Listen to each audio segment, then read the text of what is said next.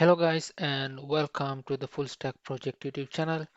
In this tutorial, I'm going to create this landing page with you guys and with this countdown timer.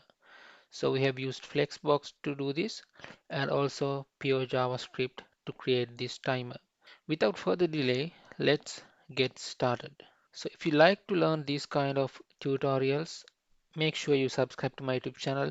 I would like to share the things I learn and simple projects to complex projects with you guys in future as well. So make sure you subscribe and give a thumbs up for this video. Here I have created the basic files for the project. We have index.html and the linked styles.css file. And here I have added the basic styling as well to remove the margins and paddings, and also I have added an image, a background image inside the folder. So I will share this image with you guys as well so you can easily follow the tutorial. So first of all, I will create the HTML structure with you guys, and then I will do the overall styling. So it's easy for you guys to understand how styling gets applied step by step. First of all, I'm going to create the main container, and inside the main container I'm going to create another section called the content, and I'm going to add a class called background as well.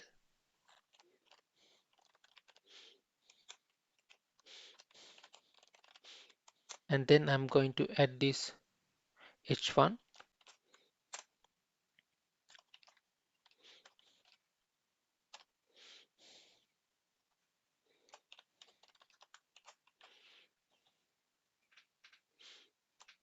and this is the div for the timer.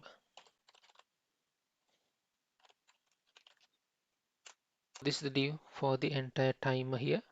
And after the timer, I'm going to add a button,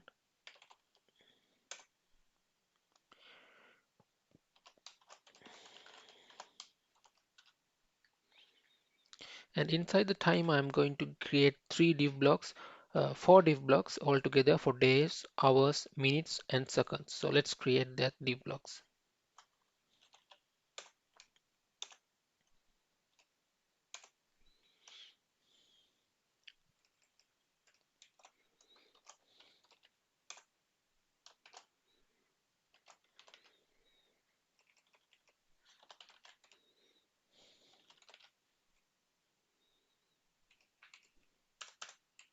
And then I'm going to copy this another 3 times, and I'm going to update the IDs.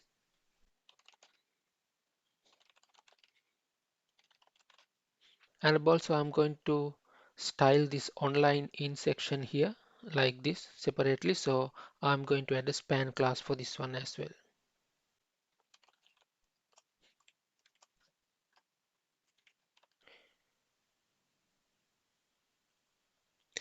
Now let's start to style this up. So first of all, I'm going to style the container here. So the everything here is inside the container. And I have given margin 0, padding 0, and I have reset all the default margins and paddings inside the whole HTML file.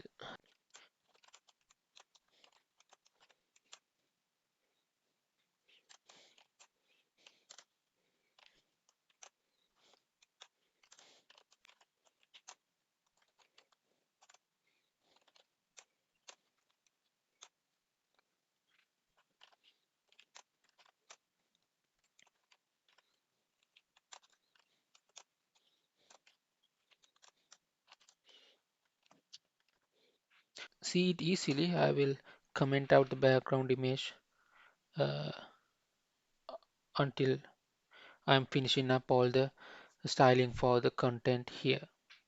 Next, we will style the content. So this is the block that we are going to style now.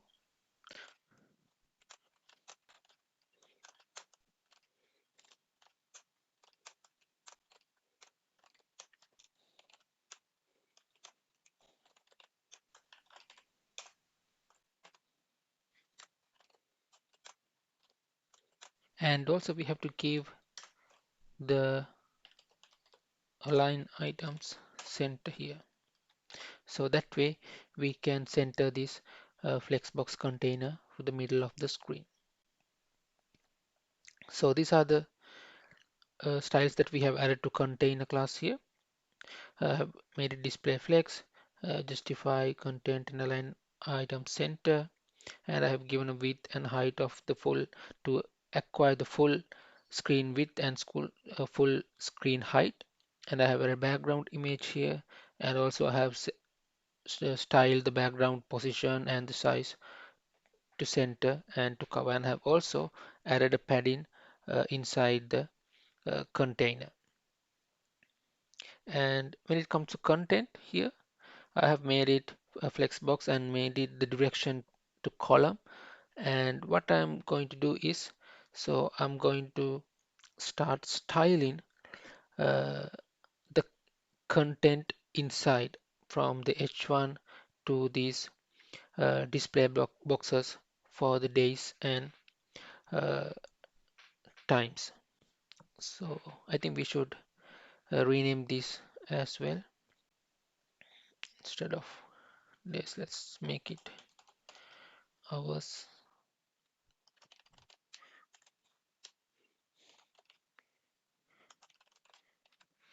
Then I'm going to style this uh, H1 here inside the content.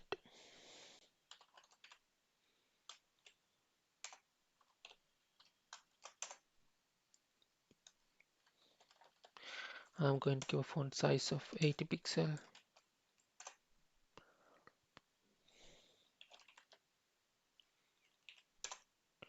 font weight to 600. And also I'm going to add a span here and style this online in separately.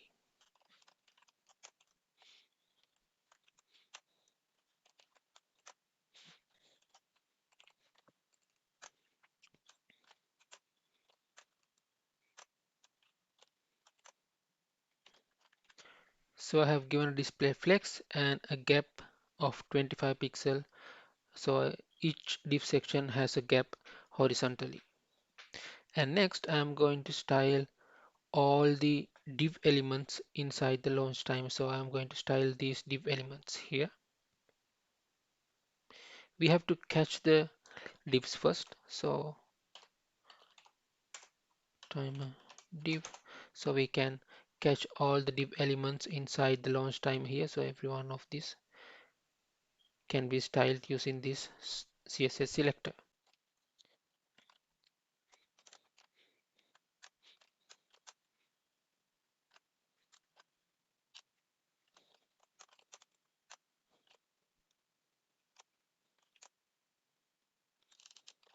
Okay, so after that I'm going to increase the size of this days hours text. So for that I have to capture these things as well.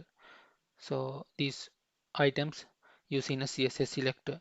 So we can easily do that. We can get the launch timer here and we can catch all the spans inside the launch timer, because the only spans we have is inside these days, hours and minutes. So we can catch those spans like this launch timer span. Then we are going to give, and also I'm going to increase the size of these p tags here.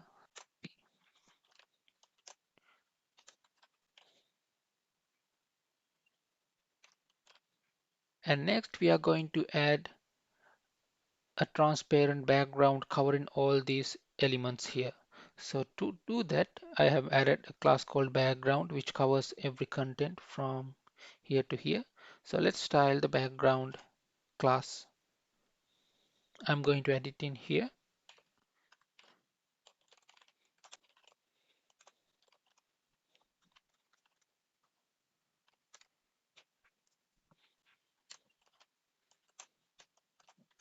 And next, we are going to style this button here.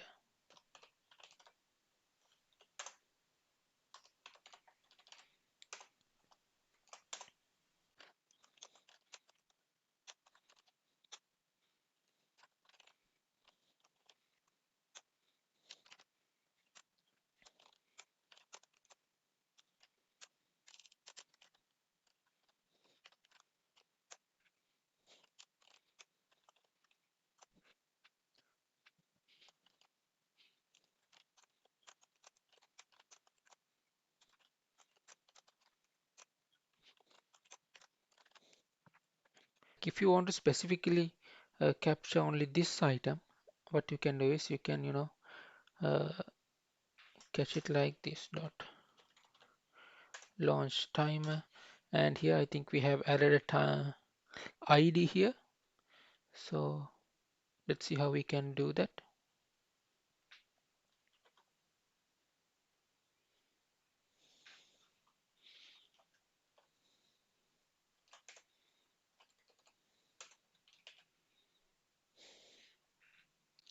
Yeah, like so, you can capture specific items using ID, or you can also add other classes.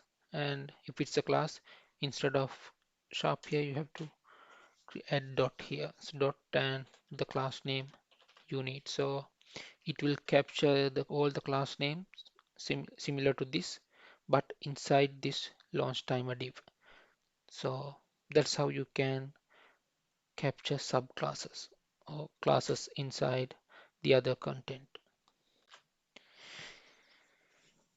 Yeah, so this is the main section that we have completed, and now let's add the JavaScript related to these timers. First of all, I'm going to create a function called update countdown.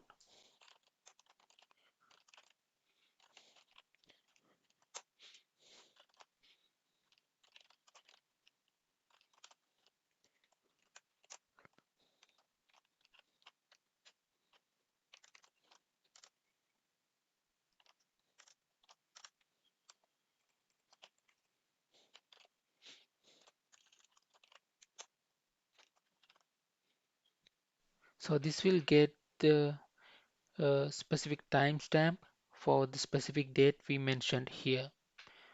So after that, we are going to create a set interval, a timer, to recalculate the time on each second. So to do that, we are going to create a timer first. Let's give an ID for that timer.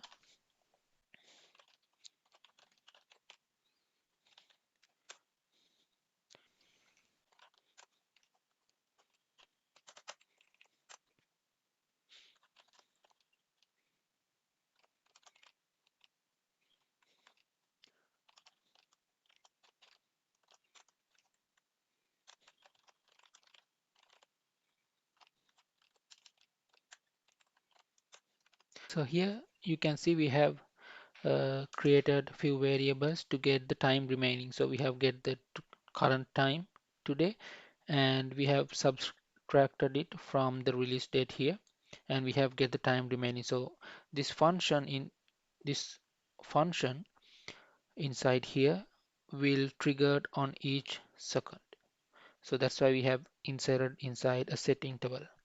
And here are some calculations that you have to do to get the time using date based on days, hours, minutes, and seconds by manipulating the time remaining. So see here, by using this calculation, you can get the remaining days, hours, minutes, and seconds. And then what we have to do is we have to update this HTML so that it will match these days, hours, and minutes. So to do that, I'm going to create a function called update display, and I'm going to call that function. So first of all, let's create that function here.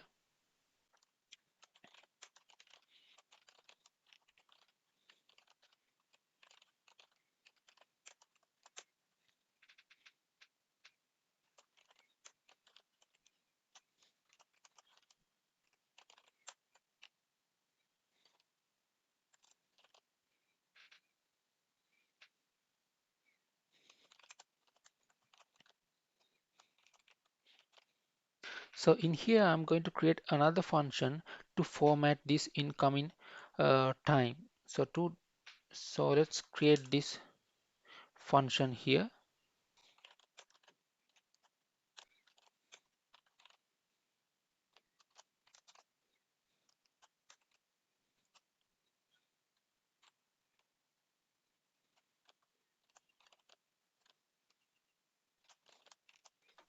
So what basically happens is like if with the incoming unit here, so if it's hours or means maybe whatever, so if it's less than uh, 10, we are going to add a zero value because it's rather than just displaying 1, 2, 3 here, we have to, set a zero in front and display it. So that's kind of display formatting is done inside this format unit function. So I'm going to update all these sections here.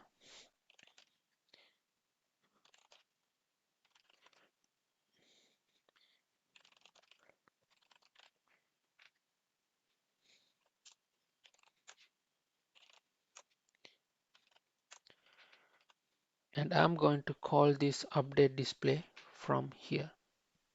So what we have done inside the update display is you can see we have captured using get element by ID in JavaScript, and we have captured separate sections, HTML sections using the IDs given here.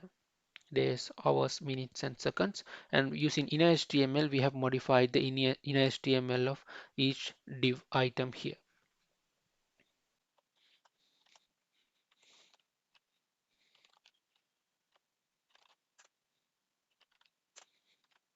And after that, we have to call this uh, update countdown inside the script.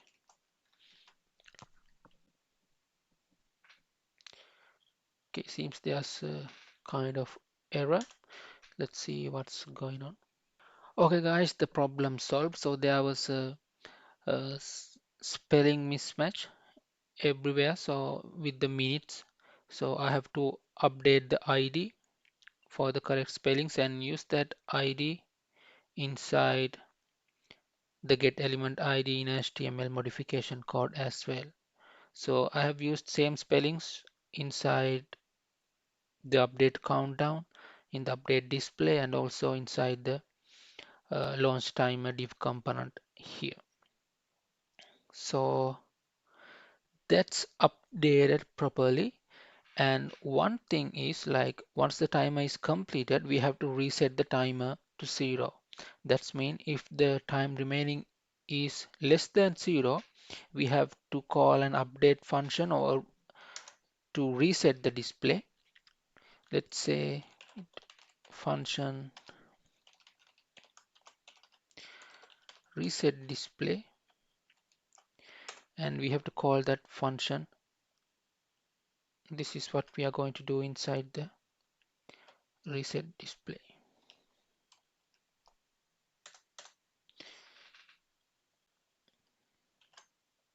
We are going to set everything to 0.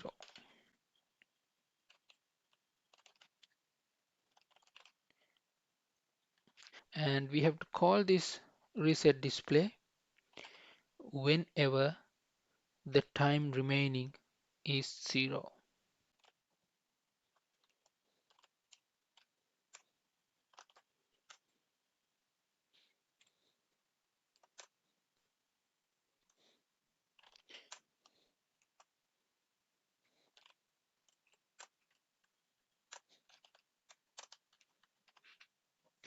So whenever the time remaining is 0, we are going to clear this timer interval, and we are going to call the reset display here.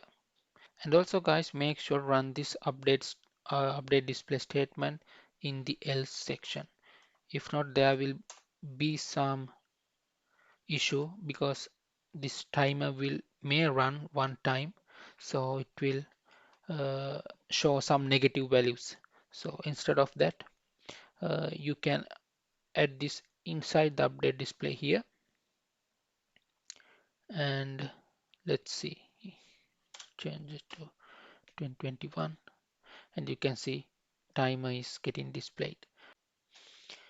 So I have resetted the timer back to 2023, and this is the full function in landing page with the timer and seconds. Hope you guys enjoyed this YouTube video and learned something out of it. You can always experiment by yourself and comment. And also make sure you subscribe to this YouTube channel, and let's meet with another tutorial.